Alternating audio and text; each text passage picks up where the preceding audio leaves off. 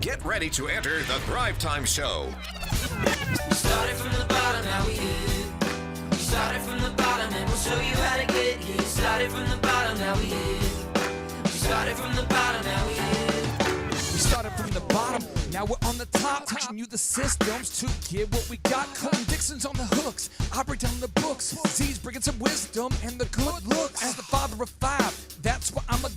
So if you see my wife and kids, please tell them hi. It's the C&Z up on your radio. And now 3, 2, 1, here we go. We started from the bottom, now we here. We started from the bottom and we'll show you how to get. All right, today we are joined with best-selling and Pulitzer Prize nominated author, a man who's had his life made into a movie, a man who helped start a bank, a man who helped launch the Stairmaster, and my good friend Clifton Taulbert. Thank you for being here, sir. Thanks, Clay. It's a pleasure. Hey, I really do appreciate it. And today we're going to talk a little bit about failures. We're going to talk about really overcoming adversity. Everybody, if you're watching right now and you're a human, we've all had adversity. I know right now I'm dealing with my dad having cancer. Doesn't feel good. I know that my son was born blind. I know that everybody watching this has had some kind of personal tragedy or financial tragedy, but yet we have to press on. Mm-hmm. And so I'm going to ask you some questions, and we'll see what we can learn from your experience. So I guess question number one here is, what have been some of your failures? You know, when I think about that, and you are right, we don't live in this world without failures. But the failures are not necessarily the worst thing that can happen to us, because it helps to shape us for the future. And I won't necessarily call it a failure, but I can call this maybe the greatest tragedy in my life that could have easily set me back for the rest of my life, was the death of my daughter. I almost gave up. I didn't have a reason to live. Annie was the light of our lives, and when Annie died, I somehow felt that I had died with her. How old was she? She was 7 years old. 7. But at the same time, as time moved along, my wife and my son and myself, the three of us began to gel in such a way. And it's as if that challenge gelled us in such a way that we became this invincible unit of three, determined that we would make Annie's life worth remembering. Was just because I feel like, and I don't know the whole story, and that's why I'm asking, mm-hmm. But was she sick? That's the difficult part. Annie was born with sickle cell anemia, but she had never been sick a day in her life. She got sick one day, and 21 days later, she was dead. And so you're dealing with the death of your daughter, and I can't imagine that, other than, I know my son couldn't see. I felt helpless, and it was a tough time. What did you feel like doing? Did you feel like crawling into a hole, and then what did you do? I mean, what did you feel like doing, and then what did you do? Well, several things to answer that, because let's back a little bit. Okay. Before I married, before Annie. One of the great challenges that I faced was leaving the Mississippi Delta, and I thought St. Louis would be the answer. And I realized that I didn't have all the qualifications that were needed. And so I have my high school diploma. I graduated #1 in my class. Boom. And I'm just so excited to be in this great city, and I can't get a job. I can't get a job for a number of reasons. And I'm trying everything that I can. But there is one job that I do not want. This one job I've said I would never do. I would never wash dishes for anybody. Because that to me was a throwback to the world I had left. Okay. But I had to do it. I had to break down and do this job that I didn't want to do because I was committed to taking care of myself. Okay. I was committed to helping my family. So I had to do that job. But that job became the cotton fields again. And I realized I'm in the pots and pan room in St. Louis washing dishes. My physical body is there, but my mindset is not there. If my mindset had been there, I guarantee you, I wouldn't be sitting here with you today. And I want to give just a little bit of context for people that maybe don't know. You grew up in the completely segregated time in American history where African Americans and Caucasian Americans do not. There was no social interaction for the most part. It was almost nil. Okay. And so that, that becomes a construct for defining what I want and what I thought would happen. And to make this closure with Annie, and when Annie passed away, and I had to draw from some strength, had I not been able to survive Mississippi, had I not been able to survive not being able to get a job, every survival, you build up something inside of you that prepares you for something bigger that you may have to deal with. So that's why I'm saying I don't rue the day that challenges come, but what I try to do is figure out how to get beyond that, because that success movement will be an asset at some point. And I think it was an asset around our lives because I had learned over the years not to cave in. I don't know if on the camera crew, the people here were here when this was happening, but kind of alluding to, you're going to St. Louis and you're getting all sorts of rejection, and I know when we were, even for Thrive, as we were building a team of people, and we were talking to venture capital partners and stuff, the amount of rejection you get is unbelievable. And you have to have that attitude of like, well, I guess if this company in St. Louis didn't hire me, then I'm one step closer to the one that will. But and you have to kind of approach it that way, don't you? I learned from that because I was like 17, 18 in St. Louis, and no one rejects you from picking cotton. Yeah. Too bad. But you can go. If you can walk, you can pick cotton. So I'm not dealing with rejection historically. I get into the city where the culture is entirely different. The expectations are greater than I've ever seen, and I'm expected to do things that I know absolutely nothing about. I am failing in front of my own face when I'm assuming that I've come to this city to achieve and to really accomplish great things. Well, there's all sorts of research that shows that entrepreneurs don't start a business for two reasons. There's more, but the two main ones is they don't have capital. They feel like they don't have capital or access to capital. The other one is they're afraid to start. They're afraid, where do I start? And they're kind of that fear, like mixed with I don't know what to do, but it's also that fear. How do you battle fear? I mean, how do you do it? I mean, you've taken your book and got it into bookstores all across the country. You can walk into any bookstore and you can find your book. And every once in a while, I'll go into like a Barnes & Noble and I'll see 8 Habits of the Heart there, or I'll see a different book. How do you battle fear? Well, fear is a real thing. It's almost like an unwanted guest that shows up and really wants to park its car or sit on the sofa with you. And the thing about fear is that it never really lies to you. It only tells you the truth that takes you down rather than the truth that can lift you up. And because it is so apparent to you what you're hearing, you believe it. And that's what fear does. It just feeds on itself and grows. So how does one get rid of it? What do you have to do in order to move yourself beyond that fear situation that comes up in your life? For me, it does show up.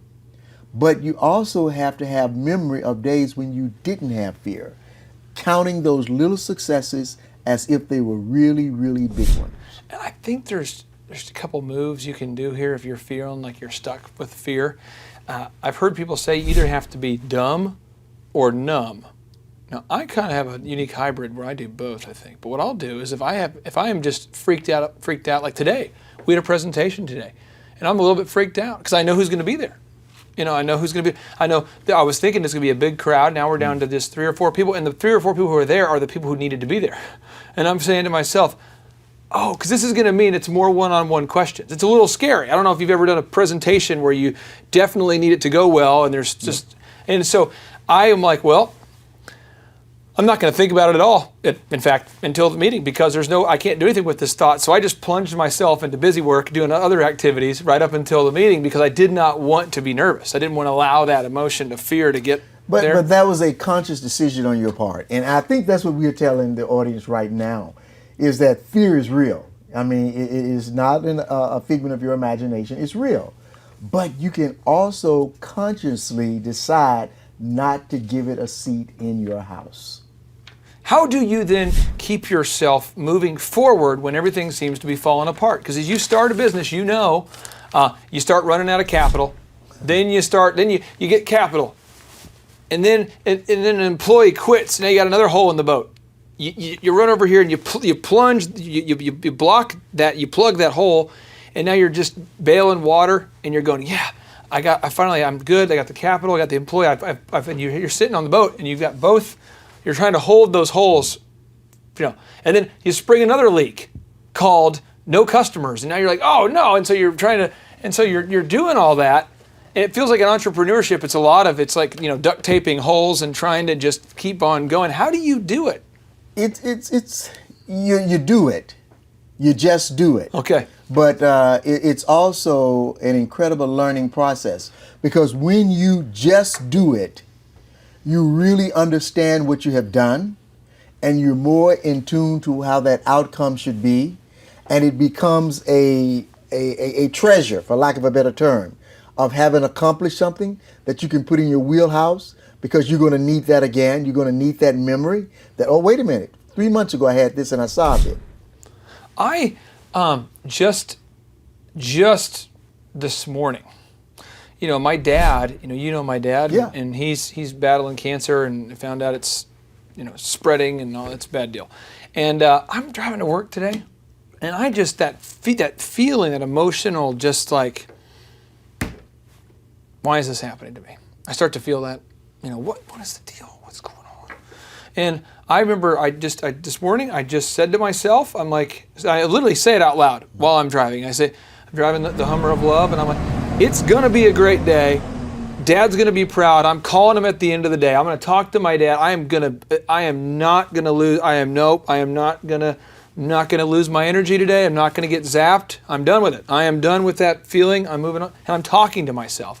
If I am an entrepreneur right now and I feel myself going through a challenging time, personal health, adversity, do you ever talk to yourself? I wrote a chapter in a new book called Wrestling at Midnight, Talking to Yourself. That to me is an incredible piece of advice. It is great medicine. Talk out loud to yourself, stand in the mirror and look at yourself, talk to yourself, do an analysis of your day out loud, tell yourself what you've done right, tell yourself what you've done wrong, tell yourself what you can do better, and literally talk to yourself and tell yourself that circumstances can be better, and anticipate that to become a reality.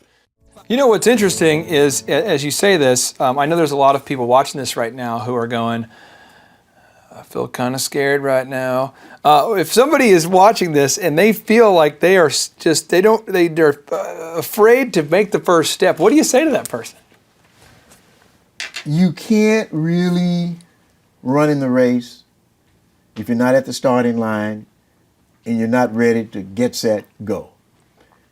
There will be fear. We'll be right there with you. But you can really brush fear to the side. You can do that. Because I'm telling you, you can do that. Because when I didn't have that job, and one thing about a mortgage payment, they never call you from the bank and say, gee, Mr. Taulbert, we heard you didn't have a job. Don't worry about that monthly payment. No. Nothing stopped coming. Yeah. Everything was continuing. But the idea of movement, the idea that I could make a difference in my own life, I learned that lesson at a very difficult time. And it's a lesson I have never, ever forgotten. I have heard you been described, a gentleman who does not know you well, but we were conversing about one of your books, and he had said, well, he's lucky. I've heard that, he's lucky. And I look at this poster over here, and I don't know if we can look at this, it says luck. And Ray Kroc, he says, the two most important requirements for major success are, first, being in the right place at the right time, and second, doing something about it. Now, with the Stairmaster, you had an opportunity to market this product, and it wasn't selling any units. And how many trade shows did you go to before you sold the Stairmaster? Come on now, go back there with me. How many did you? Clay, it was awful. It was absolutely awful. The reality was awful, but the dream was driving me because I knew that Lanny Potts had something, even though the world of fitness had not recognized it. Lanny Potts is the inventor of the Stairmaster? He's the guy who invented the Stairmaster. Lanny Potts. Yeah. Okay. I knew he had something. But here's the problem is, I had no idea about physiology. You know, I was not a health nut. You know, I was not talking Nautilus every day. Yeah. But I recognized the value in that. And I set out to make it happen. It's almost like in 1803, Thomas Jefferson told Lewis and Clark, go west. Tell me what's west of the Mississippi. All right. Well, that's like I felt. Yeah. I had no idea what was west of that Stairmaster, but I knew I had to find out. How many trade shows did you go to? I want to know, what's the number of trade shows that you went to? I went to trade shows every year for probably 3 years. So for 3 years, you marketed the Stairmaster without getting paid? No, they don't give you money when you're working on commission if you don't do So you're on a commission-only basis, and you're not selling anything, so you're not really making any money. How many hours a week did you spend learning about the Stairmaster or trying to learn about how to sell it? I mean, how many hours a week were you devoting to selling this thing? You know, I would love to say it was like a 24/7. I mean, obviously there was some break time and some downtime, but I had a lot to learn. But a lot to learn when you believe in what you're doing. It is not as earth-shattering as one would think, okay. But it does take a lot of time and a lot of effort. And there were, you know, friends who told me that it wasn't going to work. You know, you're wasting your time. But you have to know inside of yourself if you believe in what you're doing. If you're driven by something inside of you that is bigger than what the outside conversation is, that's what really matters. So you marketed it for 3 years before you sold anything? Yeah. Okay. I found out today that the top farmers insurance agent in the state of Oklahoma has a 0.8 of a 1%, so 0.8 of a percent closing ratio. So it's not even a percent. And he sells more policies per month than anybody else. Blew my mind. And so one of the guys in our district was asking, what's your secret? And I guess he responded with 14,600 outbound calls per month. And we close 144 deals, and that equals 0.08. What? So as you're marketing for 3 years, some people would say you're unsuccessful. Yeah. Some people would say you're a failure. I would even say in this context here that you were dealing with 3 years of rejection. Definitely. Then you finally got a deal? Well, you know, and there is some rejection that's hurtful. Yeah. There's some rejection that set you all the way back to Mississippi to the cotton fields. Okay. And I think with Stairmaster, it was all of them. But at one point, there came this man who made a difference. Who's this man? He was a guy that worked for the military. Okay. And he realized what I was doing wrong. Yeah. And he pulled me aside and began to share with me what I needed to do in order to accomplish what I needed to accomplish. And then when you finally did, the United States government purchased some Stairmasters, right? That was your first deal. Mm-hmm. How many did they purchase? This was the Milton Air Naval Station in Middleton, Tennessee. I know exactly where it was. They ordered 1 unit or 2? No, they ordered 1 unit. Keep in mind, nobody ever heard of this before. The Stairmaster. Yeah. No one heard about it. Nobody. I mean, just. So they called and you're like, did they call you? Did they mail you an order? No, they saw it. You know, we had our full color brochures, but I didn't realize that people like to have a sample. But I couldn't carry the sample in the car. The thing was huge. Yeah. So I took a brochure. So did they call you on the phone though and say, I want to get one of these guys, or did they? I mean, do you remember what happened? How that order happened, the first one? Yeah, I got a telephone call. And were you want to buy a Stairmaster? I mean, were you kind of in shock? Were you like, are you messing with me? No, I wasn't in shock, but I was so thrilled. And in that being thrilled, I realized even more what I didn't know. And even more how I was treading into territory that I had never been. I mean, this is not like selling a Stairmaster to a gym on 15th Street. This is to the United States government. And I am literally scared to death. Did you go Did you actually go there to see if the Stairmaster was working properly? Oh, it's worse than that. We shipped the Stairmaster, and Lanny and I left the very next day, like at 3 o'clock in the morning, and put another Stairmaster on the back of the truck so that we could beat it to the station, driving there. So just in case something went wrong, we had everything we needed to make it work. I want to make sure, because when we had a meeting with Mr. David Robinson, a while back, and I put the presentation on a thumb drive. I put it on Dropbox.com. I put it on the computer because of this story. And sure enough, the day of our presentation, the computer would not work, but I had it on a backup. Yep. And I remember this story from you, but you actually put it on the back of a truck? Back of a pickup truck. And you drove? We drove from Tulsa, Oklahoma to Millerton, Tennessee. How many hours? Forever. Forever. And you're driving and you're trying to race against time to get there at the same time the other one? At the same time, you got there through commercial travel. Did you tell, you're married at the time? Yeah. So you told Barbara, I'm driving to Tennessee, I'm going to... Well, Lanny came by and humped the horn 3 o'clock in the morning, picked me up. 3 in the morning? Yes. Okay, you didn't wait till 9? No. Okay, so 3 in the morning, you get up, you drive out there, you show up, what do? You shake hands, and everybody's there to see it unveiled. Were they shocked? You guys drove all the way here? No, they weren't shocked, but it was kind of strange to see us with one they didn't order. Sir, we're just in the area. We were just servicing other military bases in this area. But it's the idea of wanting to take care of your customer. It's the idea of knowing what you have, but at the same time being prepared to handle a small adversity should it happen. When I first heard this story, one of the things it did in my mind was it's wanting to wow the customer. And one of the things I picked up, as I do now, I've done this for since I started sending emails. So I think it's 2001 or something. When a customer ever gets an email from me, I'll always call and say, did you get the email? Or when if somebody calls me, I'll text them, and I always have this kind of double follow-up thing. And it's because I'm always worried that the Stairmaster is not going to show up. Maybe, I guess that's what I'm afraid of. Yeah, well, it's not only that. I think it brings another level of comfort to your customer, that you are very concerned about them, and you want to make sure that they're taken care of and nothing slipped up along the way.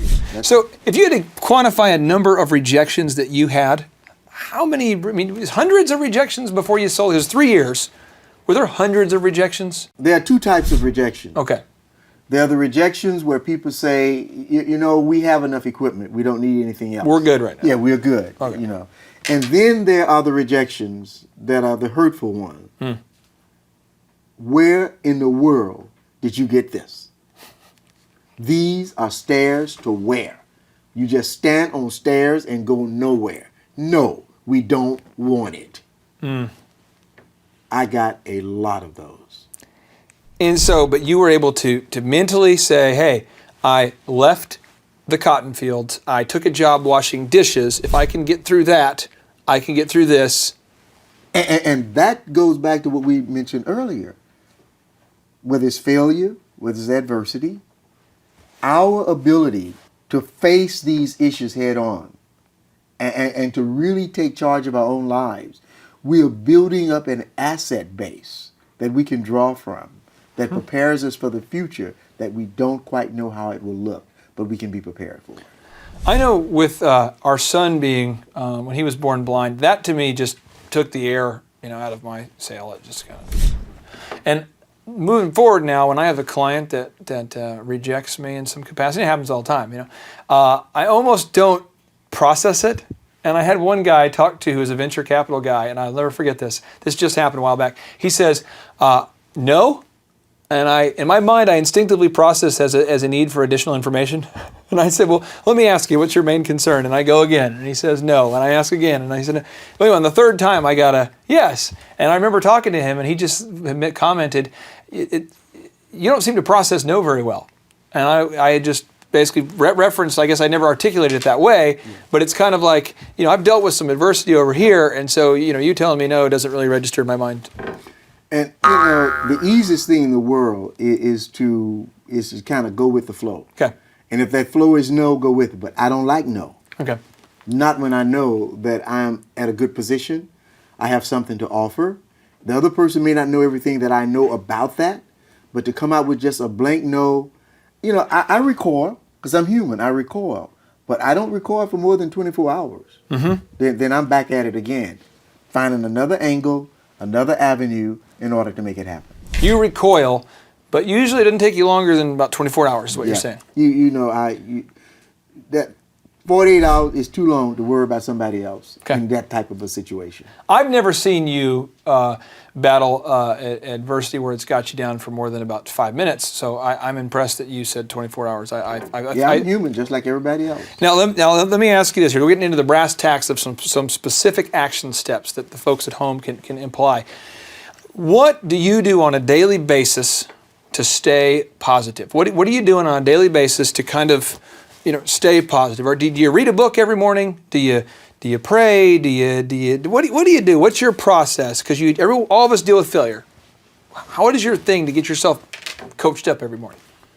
Well, the first thing that I tend to do every morning is when I start out my day, I really have reflection. Okay. Because I become thankful, first of all, that I'm alive. Because that means there's nothing I can't tackle because I'm here to do it. If I was not here, then I can't handle it. So I become very thankful for just being alive, no matter what the problems are. I become thankful that I'm here to deal with them because I know there are millions of people who would want to be here just to deal with them. So starting out in that mode of being thankful for life, and then as I drive to work or whatever, I think about my family.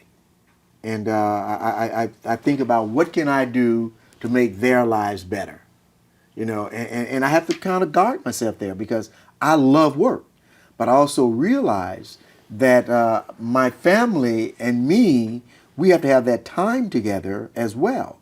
So I have to have that emotional time there. I have to plan for that as well. Have you been guilty of working too much? Yes, sir. Okay, and then so you reflect, and you ever go, yesterday was a too much work day for me. I need to. Okay. Yep.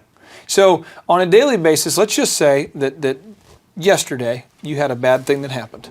So today, you wake up, you are thankful. Do you make a to-do list of kind of what you're going to get done for the day? Do you chart it out after I start out there driving with thankfulness. Yep. But once I get beyond that, I kind of find myself moving into the world of work. Okay. And the first thing I do when I get to my office, I have a notepad. I have a computer, but I have a notepad. That's what I use, the notepad. Notepad. You heard it here. Notepad, do not use computers. Is that a principle? No, that's not a principle. That's a Cliftonism. Okay. I have a notepad. Ready to throw all the computers away. I try to get a look at the day, and I write down every single thing. I don't care how small it is, that I have to do. What time do you wake up? Probably at 5 o'clock every morning. 5 o'clock in the morning? Yeah, I work out. Now, you one time had told me, and I don't know how you said it exactly, but I remember I was talking about how I was so busy, and I probably need to talk to you about it again in just a minute, off camera or something. But I get so busy, and you had said, you love work, Mr. Clark, you love work, and you like to say that you're doing this to provide for your family. That's probably true in some way, but you love work. And you talked to me about, well, if you get up early, you're not going to take away from family time because your kids aren't up yet. And I remember being challenged because I thought, I'm not a morning person. And you are basically let me know that I probably wouldn't be a happily married person then if I were. And it's interesting how you explain this. And so for somebody right now who's watching this, who says, they wake up 10 minutes before they have to leave to work every single day. They wake up with their hair on fire, they're stressed, they get to work barely on time, they don't have anything written down, there's no to-do list, there's no time for reflection, there's no time for thankfulness. What kind of encouragement would you give somebody who is like how I used to be, that doesn't like to get up early and do these sorts of things? I would say getting up early is a great opportunity. It's a great opportunity to wake up early and to start your day thinking about the life that you have, thinking about the family that you have, and of course, thinking about the work that you have the opportunity to do. And that, to me, the work that you have the opportunity to do. Looking at it from that perspective. And once you get into that work mode, again, you go back to the list. Yeah. Because if you don't have a list, all of these things will just bombard you. Yeah. And you try to end up doing 5 things at one time, and you get confused, and you get everybody in the office confused because now you bring them into your crazy head. Yeah. As opposed to your nice outline lists. Do you write things on the list like, buy my beautiful wife, in your case, Barbara, buy Barbara this, or tell Barbara I love her, or call the kids, or do you write anything, or call my son, or do you write family things on that to-do list too? Mm-hmm. So you write family things, you write personal things? Because I don't trust my mind to remember everything my heart wants to do. And see, so I write them down. And I once thought that because every time I come to your office, if you ever get a chance, we might go to his office. He might let us in his office at some point. But we go to your office. It's always very organized. You always have everything so neat, and you always seem to be so calm. And it frustrates me. I'm like, how is he so calm? How does he have all these businesses and things he's doing? How is he selling books? And how are you so calm? And yet I feel like I'm just rushing all day trying to get stuff done. And I realize that you're a planner. I mean, you get up early and you literally have a 2 to 3 hour head start every day on the average person because you've been up for 3 or 4 hours. At the end of the day, I do an assessment of how the day went. When does that happen? Probably around 5 o'clock. What time do you kick yourself out of there and say, I got to get out of here, I got to go see my beautiful wife? It depends. Some days I will leave at 4:30, but most often that's not the case. Yeah. But I do, at the end of every day, I look at my list to see what I've done, see what I didn't do, and transpose that over to a new list. Because if you leave that blank on the old list, you may forget it's there. Oh. Because, and you don't want to do that. I've done that. But it's work is not easy, but you got to be determined to be successful.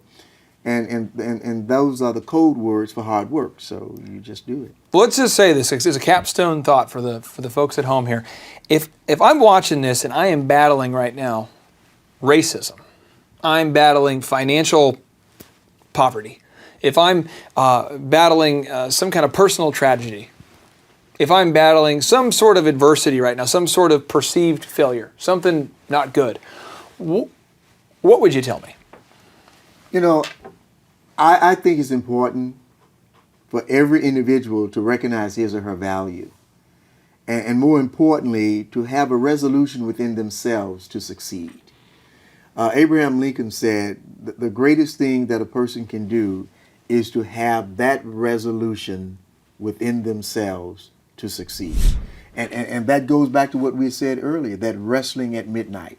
Coming to the conclusion that in spite of everything that's around me, I want to focus on those things that are good that I've done. I don't want to focus on the failures. I want to focus on those things that I have done that have been successful. Because if I have been successful one time, that tells me I can be successful the second time. Now, if I've been successful 5 times and failed 20 times, what am I going to focus on? I'm going to focus on the 5 times I was successful. And I'm going to say, wait a minute, I'm successful, and let's take it to the next level. But you have to have that personal resolve. That's literally is a very critical aspect of maintaining sustainability and success in a person's life. Napoleon Hill, the famous success author, he wrote that failure is a prerequisite to success. And basically, behind every failure, there's a seed of an equivalent benefit. And I know that you're one of the guys I know of with the highest character, the best work ethic, the most integrity. And I know it's because you've gone through a lot of stuff. And I appreciate you opening up your heart to us and sharing these personal stories. And it means the world to me that you would take your time out of your busy schedule to be here. And I just want to tell you again, thank you so much for doing that. It's a pleasure. A real pleasure. Thank you. JT, do you know what time it is? 4:10.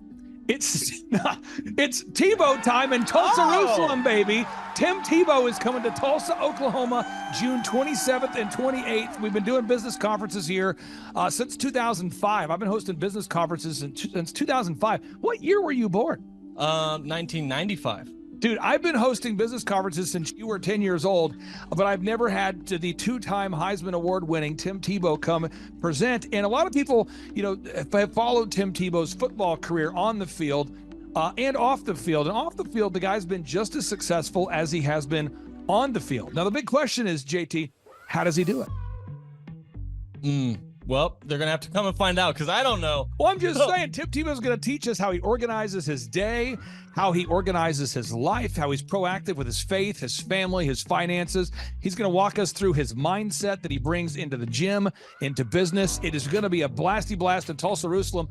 Also, this is the first Thrive Time Show event that we've had where we're going to have a man who has built a $100 million net worth. Wow. Who'll be presenting. Now, we've had a couple presenters that have had $1 billion net worth in some like real estate sort of things. Yeah. But this is the first time we've had a guy who's built a service business, and he's built over $100 million net worth in the service business. It's the yacht driving, multi-state living guru of franchising. Peter Taunton will be in the house. This is the founder of Snap Fitness, the guy behind 9 Round Boxing. He's going to be here in Tulsa, Jerusalem, Oklahoma, June 27th and 28th. JT, why should everybody want to hear what Peter Taunton has to say? Oh, because he's incredible. He's just a fountain of knowledge. He is awesome. He has inspired me listening to him talk. And not only that, he also has, he practices what he teaches. So he's a real teacher. He's not a fake teacher like business school teachers. So you got to come learn from him. Also, let me tell you this, folks. I don't want to get this wrong because if I get it wrong, someone's going to say, you screwed that up, buddy. So Michael Levine, this is Michael Levine. He's going to be coming. You say, who's Michael Levine? I don't want to get this wrong. This is the PR consultant of choice for Michael Jackson, for Prince, for Nike, for Charlton Heston, for Nancy Kerrigan, 34 Grammy Award winners, 43 New York Times best-selling authors he's represented, including pretty much everybody you know who's been a super celebrity. This is Michael Levine, a good friend of mine. He's going to come and talk to you about personal branding and the mindset needed to be super successful. The lineup will continue to grow. We have hit Christian recording artist Colton Dixon in the house. Now, people say, Colton Dixon's in the house? Yes, Colton Dixon's in the house. So if you like top 40 Christian music, Colton Dixon's going to be in the house performing. The lineup will continue to grow each and every day. We're going to add more and more speakers to this all-star lineup. But I encourage everybody out there today, get those tickets today. Go to thrivetimeshow.com. Again, that's thrivetimeshow.com. And some people might be saying, well, how do I do it? What do I do? How does it work? You just go to thrivetimeshow.com. Let's go there now. We're feeling the flow. We're going to thrivetimeshow.com. Again, you just go to thrivetimeshow.com. You click on the business conferences button, and you click on the request tickets button right there. The way I do our conferences is we tell people it's $250 to get a ticket. Yep. Or whatever price that you can afford. And the reason why I do that is I grew up without money. JT, you're in the process of building a super successful company. Did you start out with $1 million in the bank account? No, I did not. Nope, did not get any loans, nothing like that. Did not get an inheritance from parents or anything like that. I had to work for it, and I'm super grateful. I came to a business conference. That's actually how I met you, met Peter Taunton. I met all these people. So if you're out there today and you want to come to our workshop, again, you just got to go to thrivetimeshow.com. You might say, well, when's it going to be? June 27th and 28th. You might say, well, who's speaking? We already covered that. You might say, where's it going to be? It's going to be in Tulsa, Jerusalem, Oklahoma. And so it says Tulsa, Jerusalem. I'm really trying to rebrand Tulsa as Tulsa, Jerusalem, sort of like the Jerusalem of America. But if you type in Thrive Time Show and Jinx, you can get a sneak peek or a look at our office facility. This is what it looks like. This is where you're headed. It's going to be a blasty blast. You can look inside, see the facility. We're going to have hundreds of entrepreneurs here.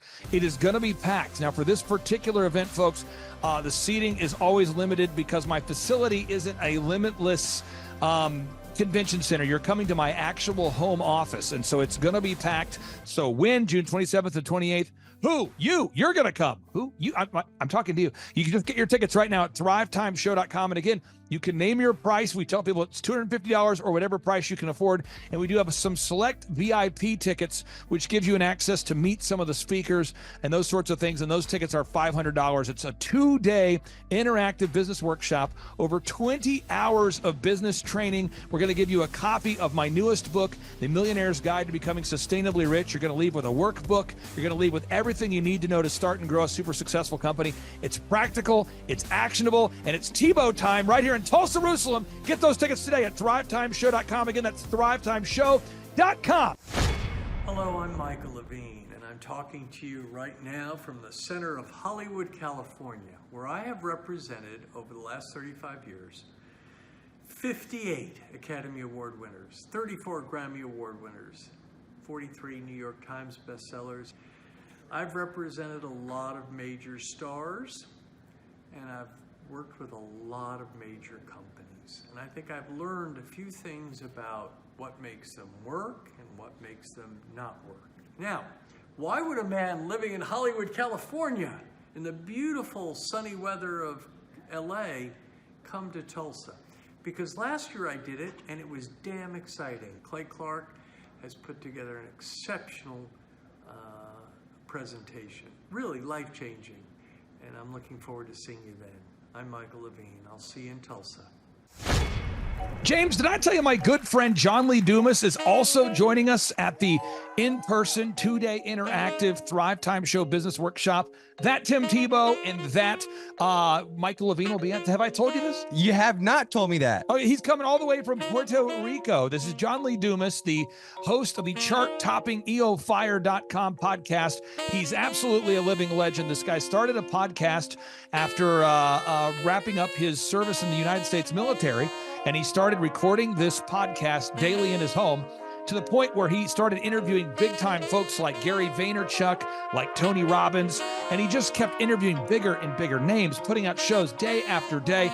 And now he is the legendary host of the EO Fire podcast, and he's traveling all the way from Puerto Rico to Tulsa, Oklahoma to attend the in-person June 27th and 28th Thrive Time Show 2-day interactive business workshop. If you're out there today, folks, you've ever wanted to grow a podcast, a broadcast, you want to improve your marketing, if you've ever wanted to improve your marketing, your branding, if you've ever wanted to increase your sales, you want to come to the 2-day interactive June 27th and 28th Thrive Time Show Business Workshop featuring Tim Tebow, Michael Levine, John Lee Dumas, and countless big-time, super successful entrepreneurs.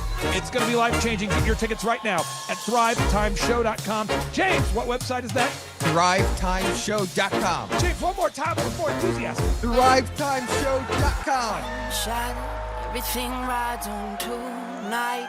Even if I got 3 strikes, I'ma go for it. This moment, we own it. I'm not to be played with because it could get dangerous. See these people I ride with. This moment, we own it. Thrive Time Show 2-day interactive business workshops are the world's highest rated and most reviewed business workshops because we teach you what you need to know to grow. You can learn the proven 13-point business systems that Dr. Zellner and I have used over and over to start and grow successful companies. I mean, we get into the specific steps on what you need to do to optimize your website.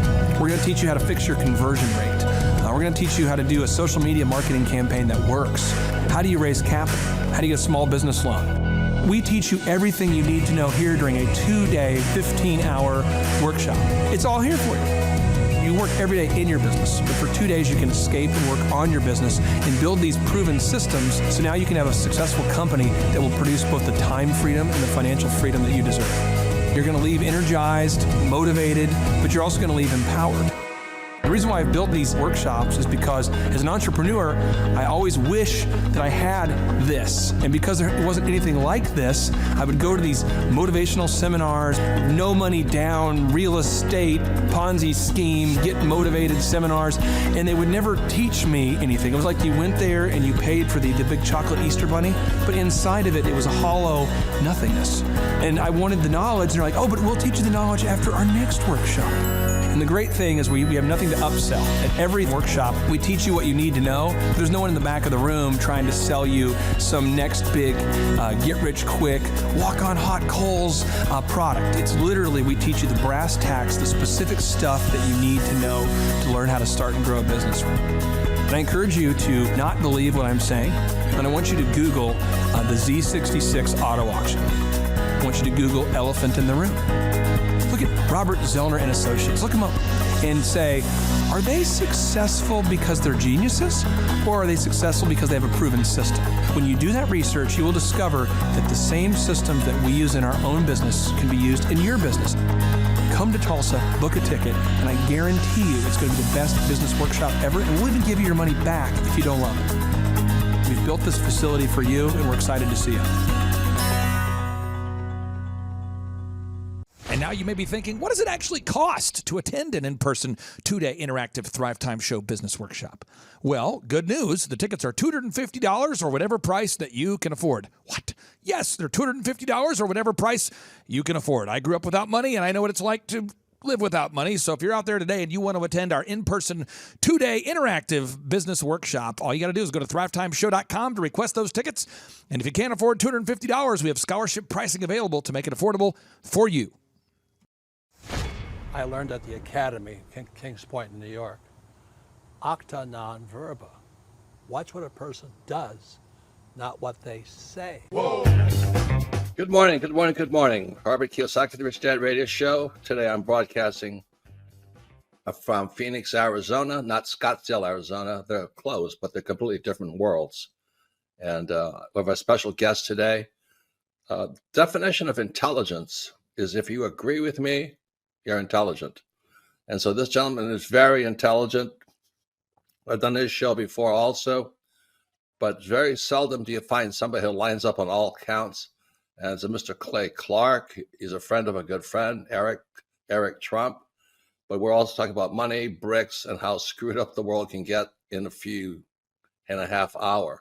So Clay Clark is a very intelligent man, and there's so many ways we could take this thing.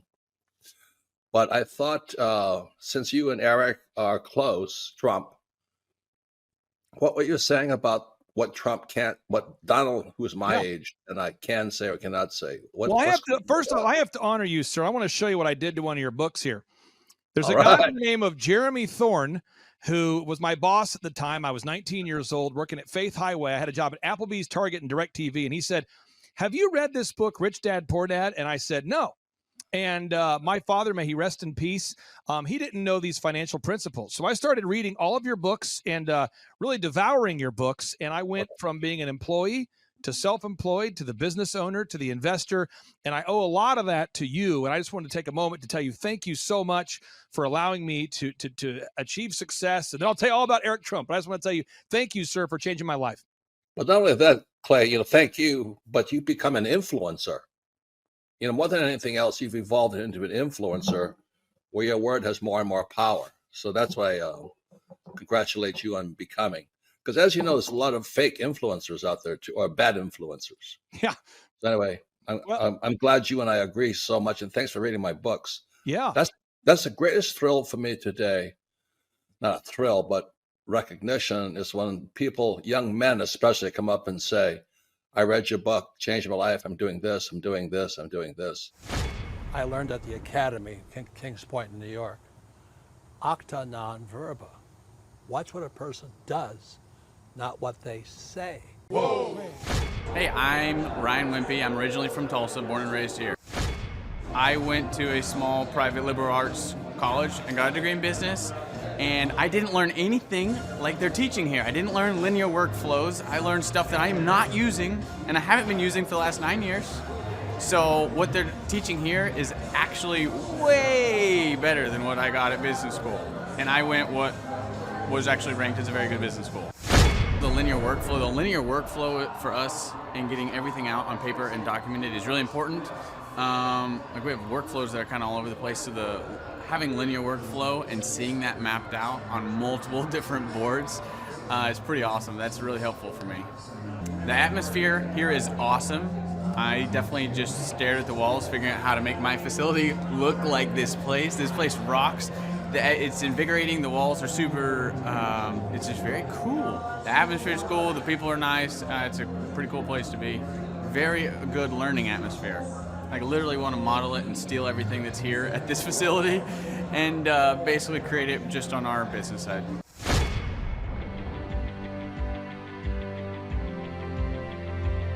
Once I saw what they were doing, I knew I had to get here at the conference. This is probably the best conference or seminar I've ever been to in over 30 years in business. You're not bored. You're awake, alive the whole time. It's not pushy. They don't try to sell you a bunch of things. I was looking to learn how to just get control of my life, my schedule, and just get control of the business. Planning your time, breaking it all down, making time for the F6 in your life, and just really implementing it and sticking with the program. It's really lively.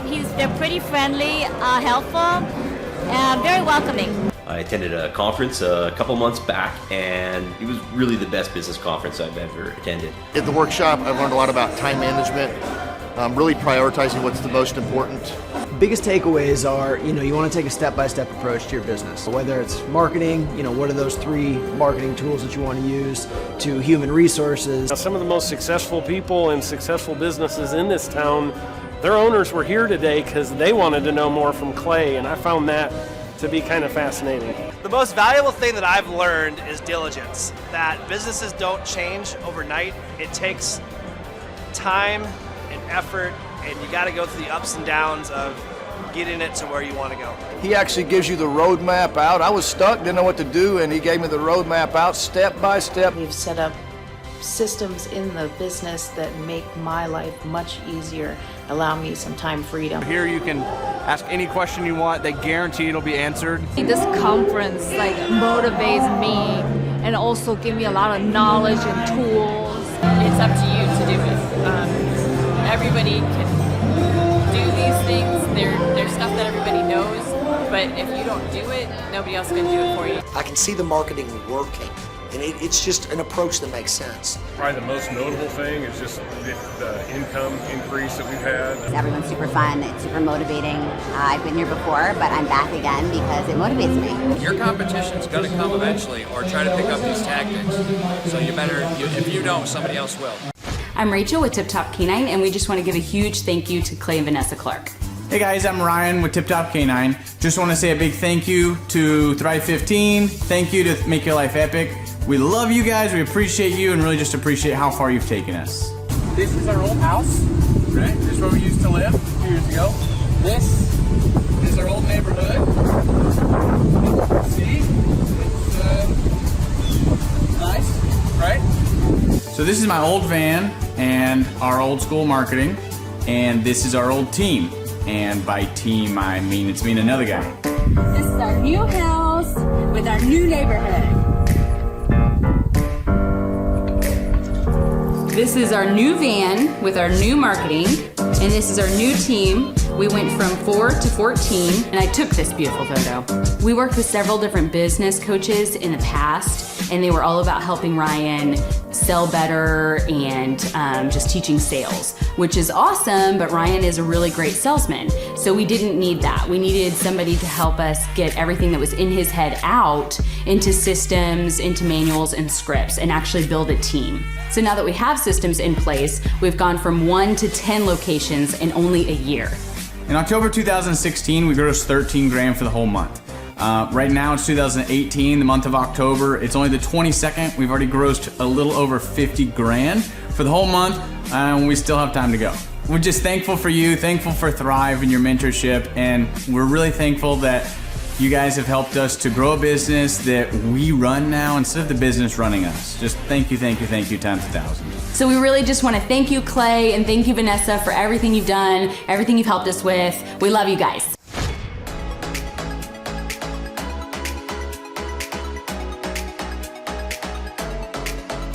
If you decide to not attend the Thrive Time workshop, you're missing out on a great opportunity.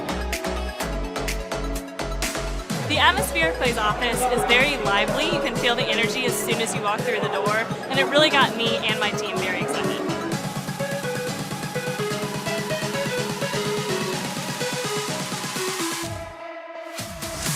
If you decide not to come, you're missing out on an opportunity to grow your business, bottom line. Love the environment.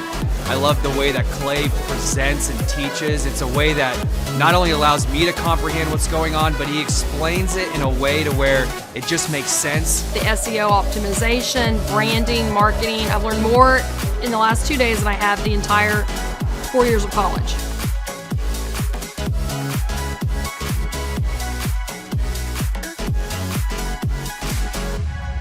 The most valuable thing that I've learned, marketing is key. Marketing is everything. Making sure that you're branded accurately and clearly. How to grow a business using Google reviews, and then just how to optimize our name through our website also. Helpful with a lot of marketing, search engine optimization, helping us really rank high in Google. The biggest thing I needed to learn was how to build my foundation, how to systemize everything and optimize everything, build my SEO. How to become more organized, more efficient. How to make sure the business is really there to serve me as opposed to me constantly being there for the business. New ways of advertising my business, as well as recruiting new employees. Group interviews, number one. Before we felt like we were held hostage by our employees. Group interviews has completely eliminated that because you're able to really find the people that would really be the best fit. Hands-on how to hire people, how to deal with human resources, a lot about marketing, and overall just how to structure the business to how it works for me, and also then how that can translate into working better for my clients. The most valuable thing I've learned here is time management. I like the 1 hour of doing your business is real critical if I'm going to grow and change. Play really teaches you how to navigate through those things and not only find freedom, but find your purpose in your business and find the purposes for all those other people that directly affect your business as well. Everybody. Everybody. Everyone needs to attend the conference because you get an opportunity to see that it's real.